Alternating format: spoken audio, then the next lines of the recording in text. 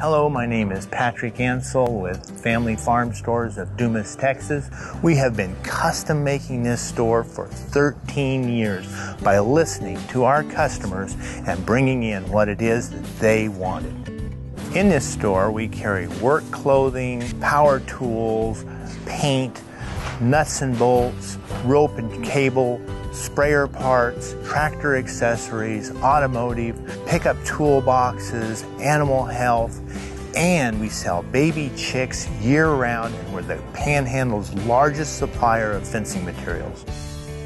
We sell a lot of fencing here at Family Farm Stores, and how we got started in that was one day a customer came in and I said, "How can I be a better store for you?" And the customer said, "You know, you have a lot of this and a little bit of that, and I need a lot at one time." So from that day forward, we committed to always keeping in stock 500 rolls of barbed wire and 10,000 of 6-foot T-posts at all times.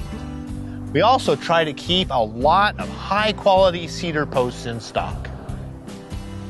We sell a lot of baby chicks here at Family Farm Stores. We used to just carry them in the springtime, but the demand became so high that we now carry them 365 days a year.